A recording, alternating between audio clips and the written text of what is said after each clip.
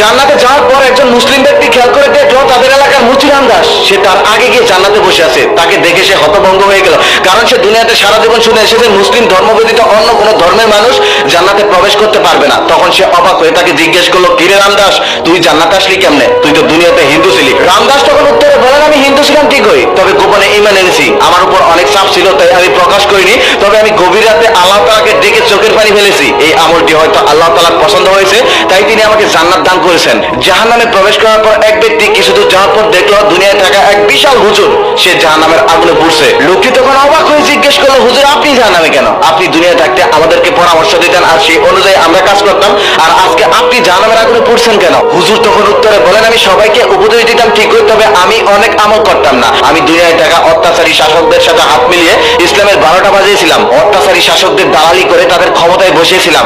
এই জন্যই হয়তো আজকে আমার এই অবস্থা। তারপর লোকটা আরো একটু সামনে গিয়ে দেখলেন দুনিয়ায় থাকা অনেক বড় একটি সেলিব্রিটি সে জাহান্নামের আগুনে জ্বলছে। তখন সেই লোকটা অবাক হয়ে তাকে জিজ্ঞেস করলো, আপনি জাহান্নামী কেন? আপনি তো দুনিয়াতে অনেক বড় সেলিব্রিটি ছিলেন, আপনার পোস্টে লাখ লাখ লাইক করতো, আপনার মিলিয়ন মিলিয়ন ফলোয়ার ছিল, আপনার পোস্টগুলো খুবই শিক্ষণীয় ছিল, মানুষের কাজে লাগতো, তাহলে আপনি জাহান্নামের আগুনে পুড়ছেন কেন?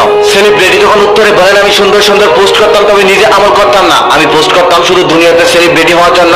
দুনিয়াতে আমি অনেক কিছু হয়েছিলাম, তবে এখানে আমি শূন্য, এখানে আমার কিচ্ছু নেই, তাই হয়তো আমার